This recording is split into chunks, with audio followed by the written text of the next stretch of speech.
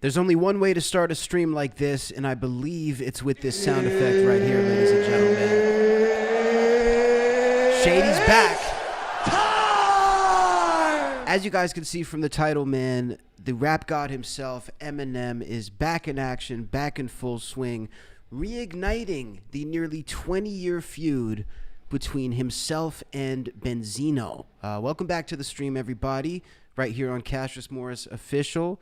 Now, we're not going to waste any time here to kick this stream off. What we're going to do is we're going to hop right into the actual Eminem diss track. I downloaded a version, and I made it so it's mostly just his lyrics, so we hopefully don't get a copyright strike or get pulled down for playing this. But I really did want to react to it. I gave it a couple listens as well, just so we could really know what we were dealing with.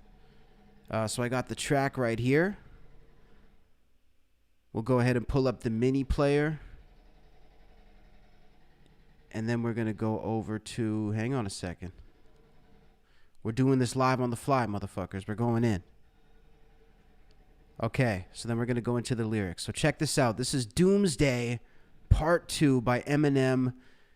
The brand new diss, not only targeting Benzino, by the way, I might add, but also targeting his daughter, Coi Leray. For anybody who doesn't know, Benzino is the father of Coi Leray, and it runs in the family, I guess, getting dissed and stirring up controversy. So let's break this down right now, right here on the stream. Yeah. A little under the weather. Fuck it. Yeah. Alright, here we go. First I'm a shredder, burst like I had a personal vendetta. Words come together like birds of a feather. So I need a walker like Herschel. I'm better than all of you fucking little twerps put together. But I'm not trying to be controversial. I'd rather talk about shit with the purpose that matters. Like who had the second best verse on Forever. Damn. Now I got a riddle. Man, M is still riding the success from that Forever verse, but guess what? I don't blame him, dude. Undebatably, one of the greatest verses of all time in hip-hop. And I mean, when you look at the way that song Forever is aged, all the rappers on that track have only gotten bigger. Kanye's bigger than ever, or at least he was there for a little while. Drake is bigger than ever. Wayne is eternally huge. He's you know, eternally relevant. So I don't blame him, you know, for having that pride about Forever. Purpose that matters, like who had the second best verse on Forever. Damn. Now I got a riddle. One condition, you mustn't laugh. Okay. What is the opposite of Benzino? What? A giraffe. Go with his neck, how the fuck is that? How can I go with something he doesn't have? Arms so short he can't even touch his hands when they're above his head doing jumping jacks. Sorry, I don't mean to upset you, Ben. When I talk about all the debt you in, I hear that you've been creeping on the low in them cheap hotels that they catch you in. Okay, hold on a second, man. This is personal. This is personal. Let's unpack it. Let's break it down for a second. So now I got a riddle. One condition, you mustn't laugh. What's the opposite of Benzino? A giraffe. Go at his neck. How the fuck is that? How can I go at something he doesn't have? What is Genius saying about that one? So in the lyrics, M employs a riddle to draw a comparison between his old rival Benzino and a giraffe. Yeah, we know. What is this? Eminem talks about anything that I am afraid of. 8-legged insects, as giraffes. Oh, the foreshadowing is crazy. So hang on a second. He predicted Benzino? 8-legged insects, as giraffes. I have a weird thing with giraffes, man. I don't like their necks. Damn. So at least, listen, M is at least staying consistent. He's staying completely consistent in his entire thing here. Oh, damn. I mean, look, Benzino doesn't have a lot of neck. I'll give that to Shady. Okay, let's rewind a little bit. I want to break some more of this down. He can't even touch his hands when they're above his head doing jumping jacks. Sorry, I don't mean to upset you, Ben. When I talk about all the debt you in, I hear that you've been creeping on the low in them cheap hotels that they catch you in. Now this line right here cuts deep. I think, for Benzino. So listen, obviously Benzino going through a lot of debt. For anybody who's been following his situation, actually going as far as to post public videos demanding and basically begging that Coi Leray, his daughter, who's obviously been balling lately and obviously been doing very well in her career, demanding that she helps him out with some money, and not only just, asking his daughter for a hand, but actually being, super entitled towards it. We're going to pull this up now. Because this is, I think there's a certain way to go about it, but this isn't it. So we'll go to this article here from Hip Hop DX. Benzino goes off on Coi Leray over requests for money, saying, quote, "I made you." That's what he's saying to his daughter. So basically, I made you, so you owe me money. Let's look at this clip here. And what I called you for? Yeah, I called you for some money. I made you. You didn't make me. And right, I called Ray Ray and everybody else. I'm supposed to. Who the fuck else am I supposed to call? What the fuck is the matter with this generation and you kids, man? Y'all are Angie knew what she was doing. She don't like me. Angela Yee knew what she was doing. She don't like me. But you had no problem with disrespecting the fucking man that brought you here. I had you. You didn't have me. My career, I did fucking things. Amazing things. I'm proud of what you're doing, but Coi, you ain't done this shit or made the money that I made. You couldn't walk in my fucking Adidas. Well, apparently she can, because she's making more money than you. Benzino, listen. Let's get your eyes checked. Let's get your hearing checked. Coi Leray is making a lot of money. Listen, you think about a hit like Players. Girls Are Players Too, whatever the fuck the song's called. It doesn't matter what it's called because it's making bank. She's making a lot of loot off everything she's doing. And the other thing about Coi Leray that I think makes her a lot of money is she never stops touring. She never stops doing shows. She's constantly in clubs, doing performances. She's constantly doing little opening runs and co-headlining runs with different artists. What I would say to Benzino is if you're so confident in yourself and if you feel like you're such a head honcho, why are you broke? That's really the question that I gotta ask. Why are you broke? Why didn't you take some of this massive fortune that you supposedly earned and sock a little bit of it away or prepare for the future? Because, I'll tell you why. Because these guys, whether you make it big in the magazine company, whether you make it big in music, it's all the same thing. These people think that the money is never going to end. That is what seems to be the MO. People think that they're making a lot of money at one point. They finally made it now, and this is going to be the standard that they're at for the rest of their lives. And we've seen it time and time again. Treat people, not so kindly as time goes on. For an hour. How can you get on here and say that you're a clout? I'm using you for clout. Coi. Your first record was disrespecting me. Your first record that Universal allowed was you disrespecting your father. In that narrative of me not being there and you had to come out and sell drugs and you had to overcome all these obstacles. No. You was bad. Your mother sent you down to live with me in Atlanta. You couldn't cope with that because I wasn't going for the shit that she goes for and went for. So I don't know if there was some anger because of that, but that's all how I knew to be a father. This man goes on for 5 minutes. I'm not going to listen to this for 5 minutes because for me personally, I find it super cringe when people take family business, especially a parental figure, and they go ahead and blast it over the internet. I mean, we've seen this with Benzino. We've seen this with Blueface's mother, the disgusting things that, him and Blueface, her and Blueface have said about each other publicly. We've seen it with Tommy Lee and his son having fist fights. Tommy Lee posting, being featured in a video knocked out on the ground after his son knocked him out. I mean, this is pathetic. Ultimately, man, I don't give a damn if you're a celebrity or not. I think it's just cringe as hell to make this shit public. So there's a little bit of background on, I'm trying to give some context as to sort of what Eminem is talking about and who this guy is. So that's why he's talking about him being in debt.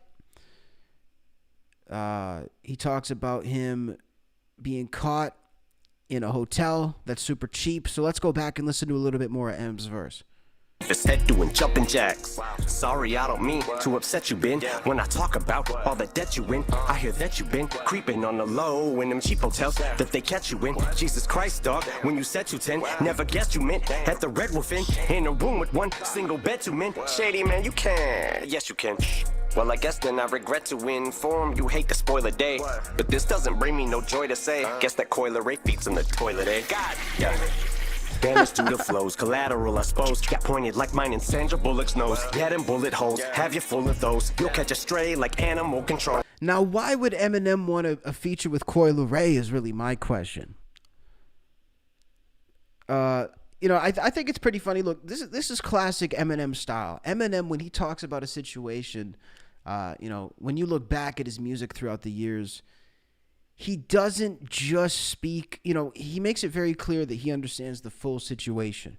If he's talking about the government, he'll name multiple people. If he's talking about a record label, he'll name multiple, people from the label, multiple rappers and artists. So I think this is just a classic Eminem line. Look, if you're going to go up against Shady, people are going to catch some strays. Your friends might catch some strays. Maybe your family might catch some strays. But the one thing about Eminem that I respect is he's never going to diss your family outright. They might just catch a stray in the sense that they're mentioned. But, even when Ja Rule went at Eminem's daughter in that super negative way, saying she's going to grow up to be a whore and this and that and the other thing, just like her mother, that to me is crazy and too far. And I respect the fact that Eminem doesn't go there. So it's, fair game. I think this bar was completely fair game. Yes, you can. Well, I guess then I regret to inform you hate to spoil the day, but this doesn't bring me no joy to say. Guess that Coi Leray feeds in the toilet, eh? God, yeah. Damage to the flows, collateral I suppose. Got pointed like mine in Sandra Bullock's nose. Head and bullet holes, have you full of those. You'll catch a stray like animal control. Plan a funeral, I'ma probably have to plan a funeral. Logical exam, once again, it is off into the damn padded room I go. Right. See, I love this because this does have hints of the classic Eminem, but the reason I like this song so far is because it seems to have matured into a more sort of sophisticated style. This to me is almost the best way that he could go about maybe bridging that gap of fans, because I feel like there's two sides of fans when you become this big. One side loves only the old stuff. And when you're in a legacy career like this, like Eminem, they're going to do nothing but tell you that they wish you were back to the old you. That is, again, when it's only for certain artists once they hit a certain level. All they're going to tell you is, I wish you were back to the old Eminem. I wish, Wiz Khalifa has it. Go back to the old Wiz. And then you have the other side of fans who are just happy to see anything you do. They appreciate the older stuff, but they also enjoy the new stuff just as much. And, I think this is a good way, music in this kind of style is a good way to sort of bridge that gap. Because lyrically, it's reminiscent of the old Slim Shady. He's talking about celebrities. There's, celebrities that he's focused on, for the actual topic. But then, people like Sandra Bullock are catching strays. Random people are catching strays. He's talking about, being insane, shooting off guns, being locked in a padded cell. This is the Eminem that I know lyric-wise. And this is very much reminiscent of his old stuff. I'ma probably have to plan a funeral. Logical exam, once again, it is off into that damn padded room I go. Right toward the asylum of the psych ward, because I strangled you with a mic cord. Because my fucking mind's morbid, I'm on my Pegasus, my high horse, and I'm fly. Bitch, I soar like a sty. You probably feel like you're gonna die, cause you're in my morgue and you're tied up like a tight score. And that's why I'm back with Cole Bennett, and I've been it, the level J. Cole Bennett. It's aftermath that I ride forward till I die. There we go. The new Eminem diss. Eminem speaking on, of course, Benzino, his arch nemesis of over 20 years now. Benzino's daughter catching strays in the conversation as well. Overall, like I said, I feel like this was a really well-formulated diss track. It's short. This is, I mean, a minute and 51 seconds is the actual runtime of this song. This is a lot shorter than the average Eminem track. But at the same time, I think that's good. I think he sort of, Eminem seems to be sort of wrapping his mind around the new era a little bit better now. I feel like in the beginning, when he really was trying to catch up with what was happening currently in hip hop, a lot of it seemed very, and I love Eminem, but a lot of it seemed very much forced. A lot of it seemed, I think forced is the best specific way to put it. And it seemed like he was trying to fit himself into, something that wasn't working. But again, when I hear beats like this, when I hear the execution like this, it's evolving in a nice way. I rock with it. So let's look at this article here from XXL. This sort of explains the history of the beef that he's had with Benzino and why exactly this started. Because, I mean, we obviously understand at this point, we've established it's been a long time, but let's speak on why. So XXL reports that the long-standing feud between Eminem and Benzino dates back to the early 2000s. The conflict originated in 2004 when Benzino, the then co-owner of The Source magazine, leaked an audio recording of a young Eminem repeatedly using the N-word. This is allegedly in his rhymes following a heated breakup.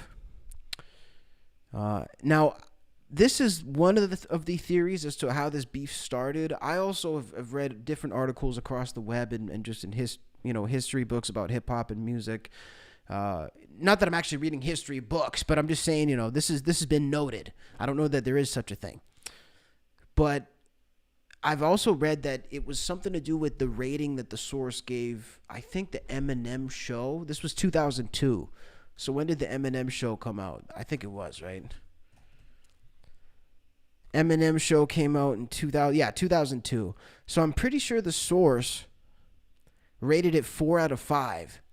And that was part of the beef too, but this kind of makes more sense what's being reported in XXL, because I always scratched my head. I was like, Eminem, 4 out of 5 stars. That's probably a generous review for Eminem. I mean, Eminem's gotten way worse reviews than that.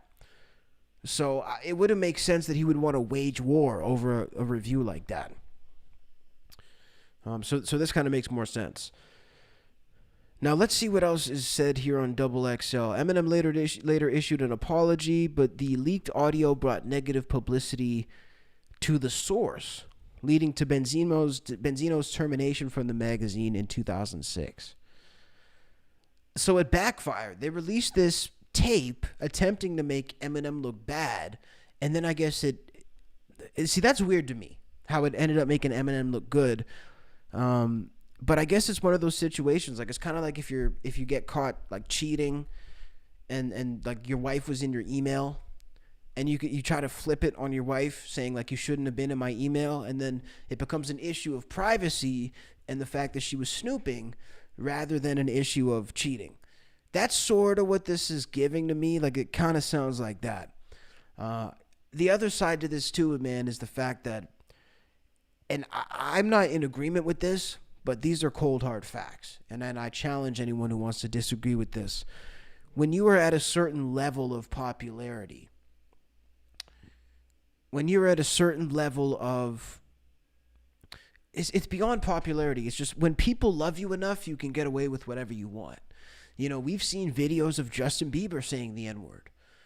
Not just saying the N-word multiple times and open, flagrantly open in public, but also telling racially charged jokes, again, in public, on camera, mic'd up, completely owning it. And nothing happened.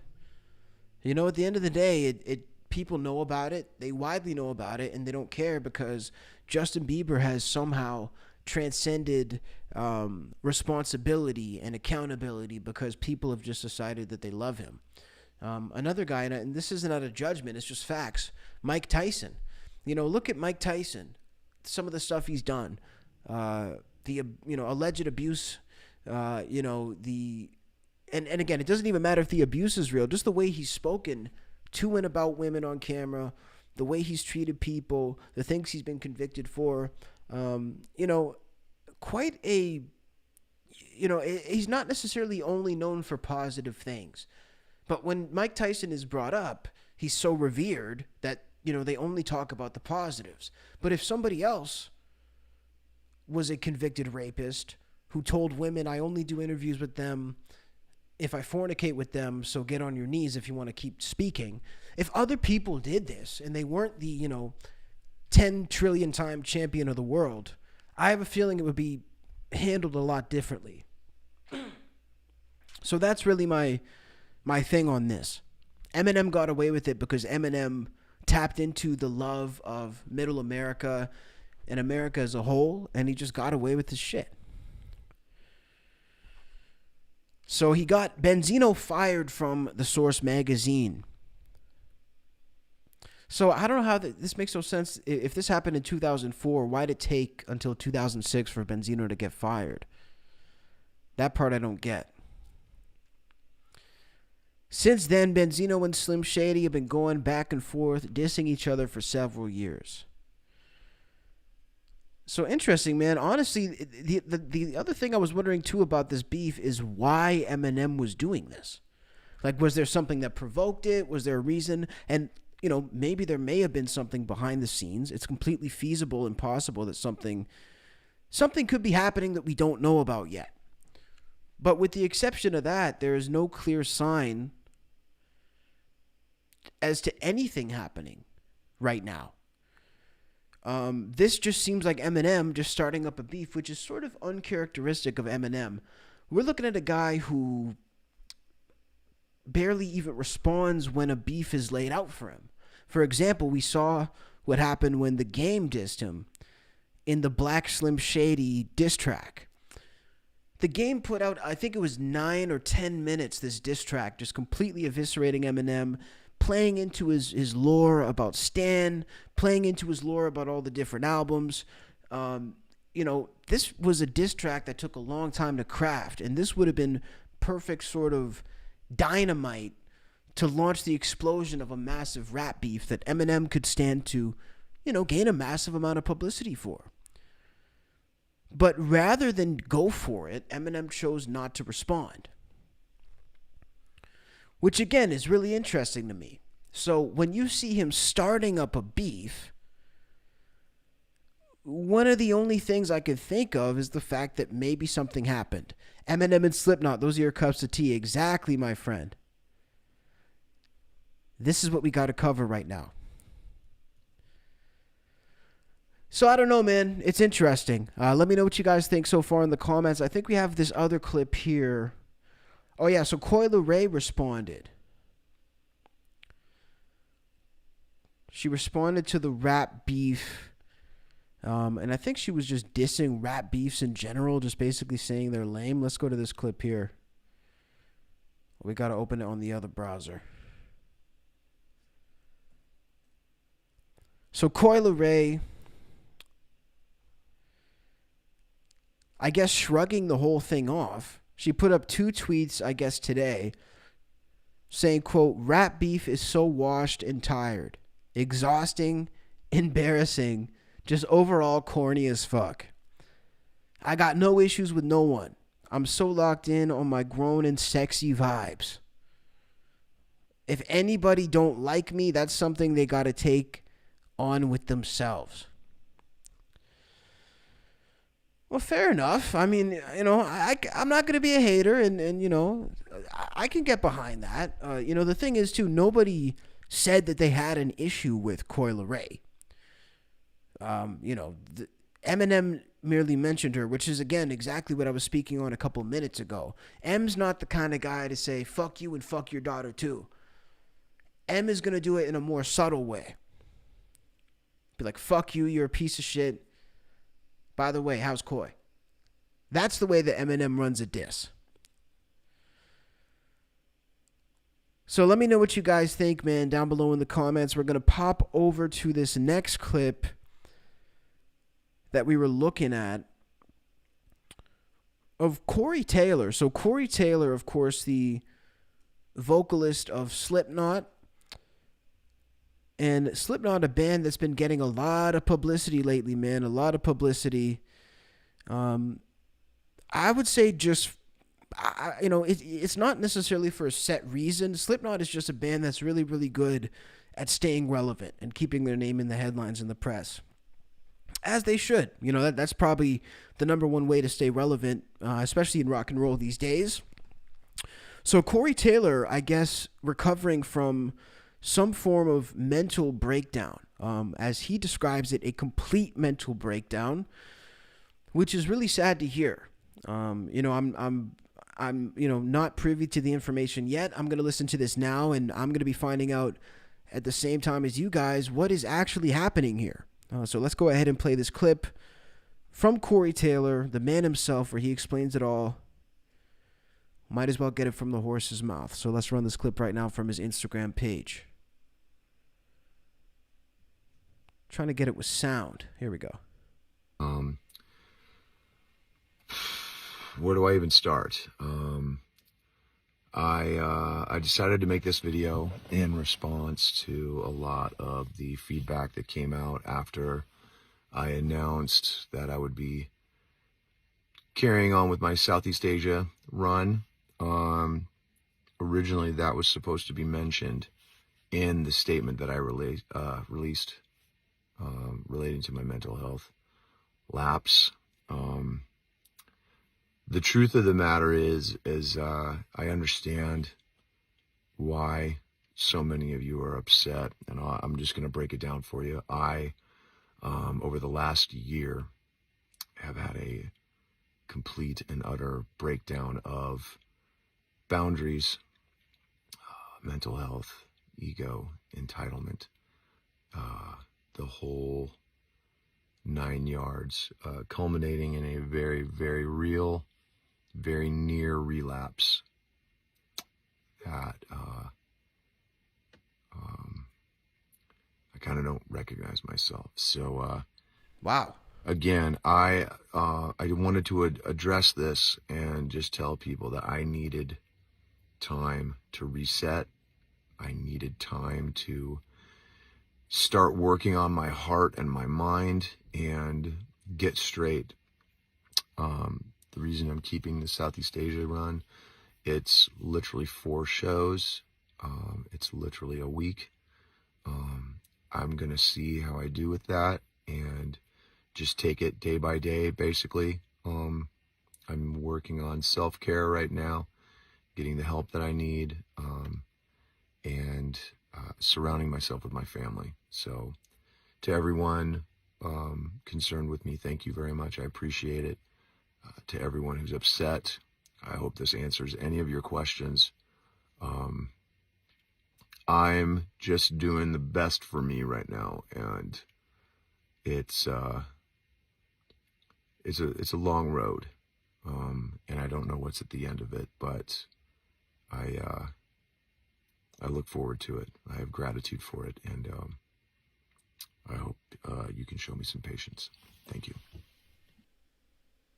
Wow. Absolutely heartbreaking video here from Slipknot vocalist Corey Taylor speaking on his mental health. Yeah, this is sad, man. This is really, really sad. Like we're seeing in the chat, this isn't like Corey. This doesn't have any resemblance to any Corey Taylor video I've ever seen. And he even says in this video he's having trouble recognizing himself right now, which again goes without saying, a huge red flag. It's super sad. It's super unfortunate. The other thing I got to say about this video is it's incredibly brave. The bravery displayed in this video to get up and just be completely honest. I mean, it takes a lot to do.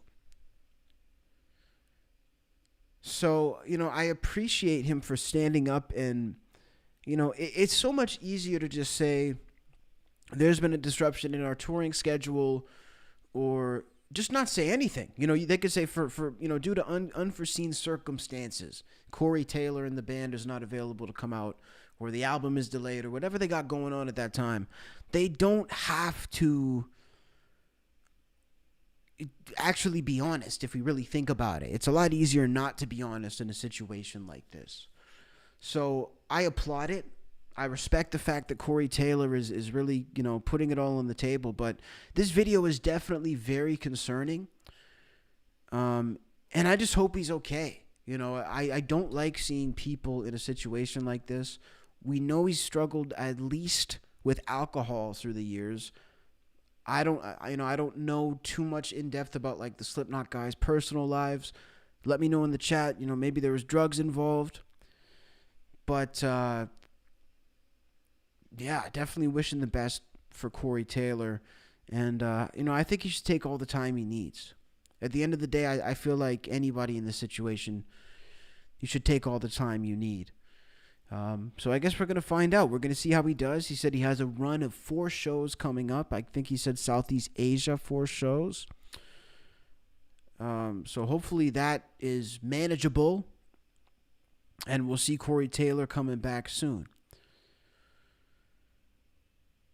So we're going to hop over to some other stuff here, guys. There's been a lot going on. And we're going to change the window here. And let's see what we got. We're going to just try to find a couple things, some random stuff. See if there's anything trending. See if there's anything going on that's worth watching.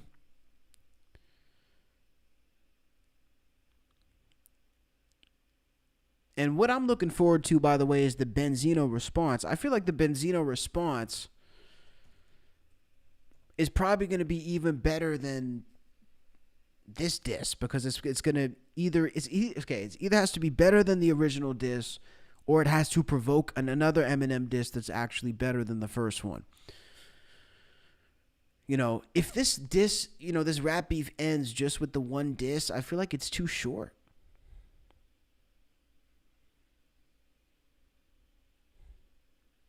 Ice Spice drops a new music video. Let's take a look at a take a look at a clip. I love how this is the funny thing about an Ice Spice video, by the way, too. You could pause the screen at any given frame in an Ice Spice video, and the shot is going to be ass, like just straight up ass. That is 100%. Like, I wasn't even looking, and I knew too when I clicked the screen is going to be ass. That's her specialty. I mean, look, hey, stick to what you know. Stick to what you're good at. If ass is your thing, if that's what's selling units, if that's what's selling tickets to shows, shake that ass, girl. Listen, I'm no hater. You got to sell tickets. You got to do what you got to do. We all got to use our assets out here. Pun intended. We got to use what we got. Bitch, you're not even the fuck. I be going hard. I'm breaking their hearts. Like, bitches be quick, but I'm quicker. Bitches be thick, but I'm thicker. She could be rich, but I'm richer. His bitch at home playing just The visuals are actually cold. thought she could catch up. I got my foot on their necks, I can't let up. She all on the floor, so her get up. She my son, but I ain't her mammy. Bitch can't stand me. Man, I actually thought this beat was a joke when I first heard it, dude. I didn't realize this was actually the beat. In my tan. I lose anything before my man. I'm a pretty bitch, I don't like fighting. On the beat, I'm going super saiyan. I said, mirror, mirror, who the fairest? Leave a bum nigga looking embarrassed. Spend 150 on some carrots. That shit cray like them niggas in Paris. Hey, man, well, listen, it's not my type of music, but I will say the visuals are cool. I got nothing against Ice Spice. Like, look, maybe I'm biased in a way because I don't really hate on artists in general. I don't have anything against any artist. I really can't think of one artist that I like hate or am really against, because for me it's not a matter of individual opinion. To me, if you're connecting with the masses, then you're obviously doing something. The masses are what decides what's good and what's bad, not individual opinions. So, when I see an artist like an Ice Spice, whose music I'm not really into, or maybe a Taylor Swift, whose music I've given it a shot, guys. I've given it a chance. The one day I said, let me go put on her latest record, just to know what the hype is, like just to know what I'm dealing with. I think there's one song that I liked. It was the song called Marooned, it was called, on her new album. I like that song. It's a good song. But, I still don't get what the hype is. No disrespect, though. I have nothing but love for Taylor Swift and support and any other artist that is out here doing numbers, because, like I say, the masses are what dictates what's working and what's not. And it doesn't really matter what an individual thinks while somebody's having their moment. It's not that your opinion doesn't matter. It's just that it's not going to affect anything. You know, I could sit here and scream all day, Taylor Swift sucks, or Ice Spice sucks. Okay. What is that changing? If Taylor Swift announces a concert tonight, is she selling out the venue? Yes. What's the difference? There's no difference. So that's really the way I feel like we need to try to handle this shit. Let's take a look at this now. Nicki Minaj. Who was saying they're here for the Nicki beef? Perfect Ugly in the chat. He said, I'm all here for the Nicki and Megan beef. So what's the Nicki and Megan beef? This is it here. Let me try to find something about it that can maybe explain. Megan Thee Stallion and Nicki Minaj feud escalates with "Get up on your good foot" lyric. Oh, so she's saying "get up on your good foot" because she was shot in the foot. Okay, for anybody who doesn't know. Wait a second, they want me to disable ad block. Fuck you.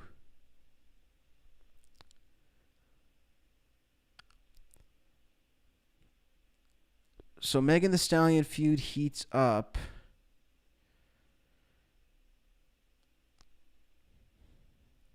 So they just did a song together, right? So Megan Thee Stallion released her single "Hiss" on Friday, which detailed the 3-time Grammy winner's trials and triumphs through the past few years. Though the rapper's topped charts with buzzy collaborations alongside Cardi B, Beyonce, and more, she's faced public scrutiny and trauma after fellow rapper Tory Lanez allegedly shot the Houston native in July 2020. I'm adding the allegedly part. Okay, so in her previous single "Cobra" about life post-shooting, Megan Thee Stallion opens up about her mental health struggles, rapping, "I'm sitting in a dark room thinking probably why I always end up drinking." Poetic mastery. "I'm very depressed." Wow. Must have taken her a long time to write that one. In her first song of the year, "Hiss," she raps that people don't be mad at Megan, but that they're mad at Megan's Law. The bars were an apparent reference to Nicki Minaj, who was married to registered sex offender Kenneth Petty. Oh. Now that's clever. There we go. I'll give credit where credit's due. That's some clever moves with the pen. I'm not even going to lie. Of course, Megan's Law is a federal law that requires registered offenders to provide their personal information to local law enforcement agencies. Nicki Minaj's husband, Kenneth Petty, was sentenced to probation and house arrest for failing to register as a offender in California. So that's okay. So look, the thing with me about Megan Thee Stallion that I don't understand is, why does she have so much beef? Like, why does she want to beef everybody? Every time I turn around, Megan Thee Stallion is beefing somebody different. That's what I don't get. Okay, so let's take another look. So Nicki Minaj, in response to this, apparently took to Instagram Live shortly after and previewed a song of her own.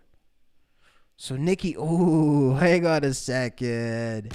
So Nicki didn't waste any fucking time. Nicki just got right in the booth and made a song of her own. That's why I fucking love Nicki Minaj. Man, my girl was teasing me the other day. Yesterday, she goes, this isn't for real, but she goes, "You're a barb." I was like, first of all, don't ever say that again. But what are you talking about? She goes, "You're a barb. You fuck with Nicki Minaj." And I was like, you know what? I do fuck with Nicki Minaj because she's a dope rapper. Again, do I sit around listening to Nicki Minaj all day? No, because it doesn't resonate with me like that. And it's not written for me. Like, I'm not the audience that they're writing it for. But I respect her, and I'll tell you why. It's only mainly because, one, she's got a super unique individual flow. There's nobody who sounds like Nicki Minaj. There's nobody who's ever sounded like Nicki Minaj before her either. She's a complete individual, completely unique. The next thing is that she writes all of her own bars. So that, for me, that combo right there, I don't care if I listen to your music actively or not. If you can do those two things, you have my respect, because you're, a master of your craft. So, to me, Nicki Minaj is a master of her craft. Megan Thee Stallion, I think she can rap. I'll give her that. She can rap, but again, I do not enjoy the music, and I care even less for the subject matter, to be completely honest. The subject matter to me is trash. I'm not into it. I'm just simply not into it. So Nicki, in the new song here, this is her retaliation. She says, she like 6 foot. I call her Bigfoot. Fell off. I said, get up on your good foot. Damn. You have 3 Grammys and you have to learn how to rap on the beat and being comfortable in the music, Minaj said before mocking Megan Thee Stallion's rap flow. Well, I don't know how much of a diss that is to say that you have 3 Grammys. That's the thing I don't understand. When rappers do a diss, like, why would you throw a compliment in there? Rappers always manage to throw in a compliment to the person they're dissing. It's like, do you like them or not? You're not supposed to be complimenting them. Nicki also liked several tweets from users that were aimed at her former collaborator. Megan Thee Stallion responded with an Instagram story where she was doubled over with her left hand covering her mouth, seemingly as a response. So now, what's this latest thing that Nicki put up? She says, Gag City does not condone bullying. This is a long-ass tweet, so I don't care if you ain't reading all that. Below is the kind of tweet they hate. Pink Friday 2 is platinum. Super Freaky Girl, triple platinum. Red Ruby the Sleaze, platinum. Fuck the Club Up, gold. This other one, gold. Everybody featuring Uzi, gold. Pink show, she's talking about her tour. She says, if your last 5 to 10 releases flopped, if the internet checks don't clear outside in real life, I feel like we need one of these after each one. If all the paid blogs and paid tweets equals flop after flop after flop album. She says, did y'all run up on that Barbie World song They Tried? It's bubbling under this week. Video and all didn't crack the Hot 100. It's a bub. They losing so much money with BF. Ain't generate not 1 penny of a profit yet and claim she went to college but can't read her contract. Another manipulation so she can kick people to the curb after they helped her. Oh, she's going. First of all, how long can a fucking tweet be? Because I didn't even think you could write this much. Nicki says, did y'all run up her Color Purple song? Nope. Huge VMA performance equal flop. She's just going crazy. Every album she's ever released has flopped. Hold on, this is getting good. This is getting good. I want to see the celebrity boxing match with Megan and Nicki. That would be because look, Megan is a big boned woman, bro. Megan is a big boned chick. No, respectfully as I can put it, I would love to see her in a fucking boxing ring, bro. Nicki, she could do it. She could do it. I mean, whether or not they can do it is not the question. Whether or not they will do it is what I want to know. I'm down to watch, whatever they decide to do. She finishes her tweet against Megan Thee Stallion saying, paid media all the time, fraudulent awards, flopped, horrible actor that can't cry on cue, don't try to act booky, it's a chop. Pathological and manipulative liar. Woo! Holy shit. So Nicki Minaj basically going not only for the jugular, but for every other physical part of the body. I don't know if there's anything that Nicki left on the table with this, but she completely went Rogue, she completely went off on Megan Thee Stallion. And look, I can only speak as a guy watching this from the outside. If I was a female rapper especially, you know, that being said, I've seen some dudes have a problem with Nicki Minaj where it does not go well for them. Safari, Safari's a great example. Having a beef with Nicki Minaj did not go well for him. Not that it was a beef, but, just being on the bad side of Nicki. But that being said, still, if I was a female rapper especially, I would not want to be on the receiving end of hatred from Nicki Minaj, specifically because of her fans. If you want to if you want to deal with this army of fans, God bless you, because it ain't gonna go well. That's another thing I got to give Nicki. She has one of the most dedicated fan bases I think that there is. Let's look at a couple of responses on Twitter. Somebody says, me and you kind of alike, queen. Manic episodes every now and then. Leader of cults. Holy shit. And look at her stands, man. All the stands are just posting all their accomplishments. Well, again, man, look, good for her. I got to be honest, man. I don't really like Megan Thee Stallion. I have nothing against her. I'm sure she's I'm not sure she's a lovely person, but I'll give her the benefit of the doubt. Contrary to all the things I keep hearing, that she could be a good person. I don't have anything personally against her, but Nicki definitely is winning here to me. Nicki's the better rapper. Nicki always has been the better rapper. She has better lyrics. She has better songs. She has better aesthetics. Nicki's just better all around to me. Let me know what you guys think down below in the chat about Nicki Minaj versus Megan Thee Stallion, and I'm glad I actually got to get an understanding of this beef now. I did not have an understanding. Okay, so what we're going to do is we're going to hop into Pick One Album. So, Pick One Album. How do we do this one? I want to try to make it like albums that we don't always do.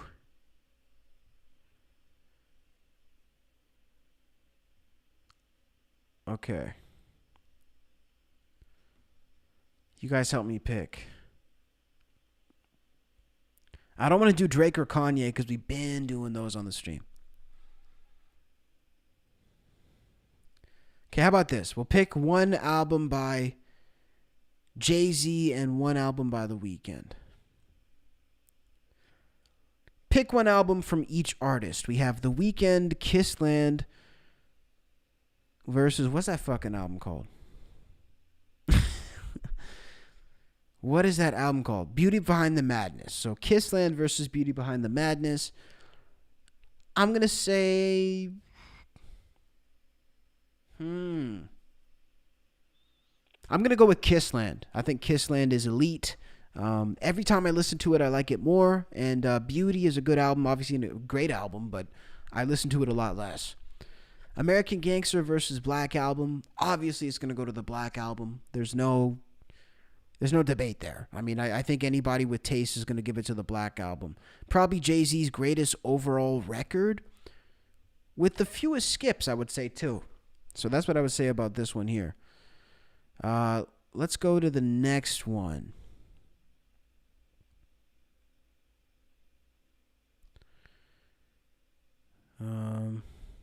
Okay, fuck it. We're going to do a Drake and Kanye one after all.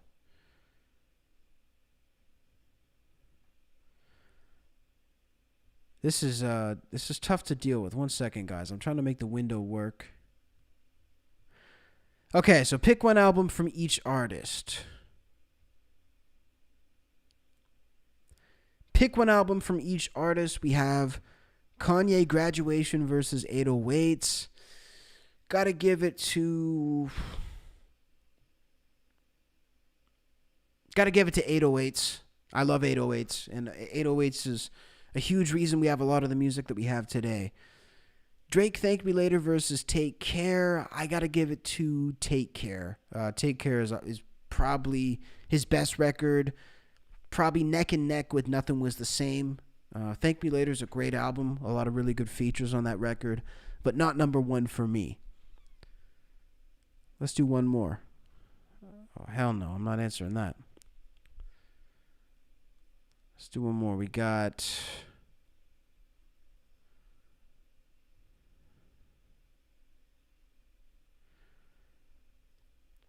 Okay, so we got Black Panther or Mr. Morale by Kendrick. Pick one album, Black Panther versus Mr. Morale. I'm going to say Mr. Morale. I think that's a good record. Black Panther I didn't really get into. I don't get into a lot of movie soundtracks usually. The Weeknd, After Hours versus Dawn FM. Definitely After Hours. After Hours is an incredible record, man. Dawn FM has good moments. But for me, it doesn't have that cohesive feeling that most of the Weeknd records have. That are sort of why I love them. It sort of felt a little bit more disjointed and experimental, which is cool. I think that's what he wanted to do. That's fine. Looking up, see if we have one more here. Okay. This one's cool. It says, choose one album with a baby on the cover. We got The Carter 3, Nas Illmatic, Biggie Ready to Die, and Nothing Was the Same by Drake. Only one album to stay? That's crazy. I'm going to get eaten alive for this, but I don't give a fuck. I probably got to pick Nothing Was the Same, only because that is of my era. Listen, I know it's controversial. I'm not saying that is the best record of the four, but I am going to say that's the record I'm going to pick because fuck you. That's what I want to pick. What are you going to do about it? What are you going to do about it? Nothing. So that's the one I choose. But if I had to pick the best album of the four, I'd probably say Illmatic. I mean, Illmatic is... it's hard not to pick that. It's hard not to pick that. I got to change my vote. I think I got to change my vote to Illmatic. I'm sorry. I thought I was standing on business for a second, but I'm not. I'm totally changing my mind. Illmatic. What a disgrace. Let's see what else we got. Is there any more? Next time I'm just going to make a couple instead of finding people's suggestions.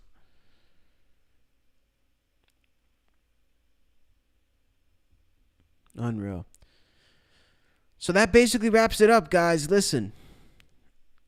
It was a crazy day for hip-hop in the sense that the Benzino feud has been lit up again. We have a couple more, actually, so we'll pick them. But yeah, it's definitely been interesting. Again, I do want to know what you guys think about this all in the comments. Make sure to let me know. Pick one row. Okay, let's see. I'm going to have to go with... Okay, when I see Big Sean... Okay, yeah, I see Big Sean, immediately no. I got to take number one off. There's no way I would pick 3 albums of anything and Big Sean would be in it. I'm probably going to have to go with row number 3. It would be better if I could swap out the J. Cole record with the Rocky record, but I'll settle for it. I feel like row 3 gives you a little more variety than the others. What do you guys got, man? Let me know down below in the comments who you guys got on this row. Let's do one more. I'm having a good time with these. We'll do these top here. Choose one, delete the other 3. We got After Hours, College Dropout, Blonde by Frank Ocean, and the Migos Culture. Right away, I'm going to take out After Hours, although that's a great record. Phenomenal record. Blonde is probably my favorite record out of the 4, but I don't think I'd pick it. over College Dropout. Migos has got to go, so I'm going to say College Dropout by a hair. Just because I don't find myself listening to Blonde a lot. Because that's sad boy shit. Like, if you're listening to Blonde on repeat, there's obviously something very wrong. You should probably seek counsel from your nearest therapist. So I'm going to say College Dropout on that one. And that about wraps it up, guys. Listen, I appreciate you locking in for the stream. We're going to work on getting some guests on here. I have a very exciting guest announcement that's coming up. I'm trying to decide when I should drop the news.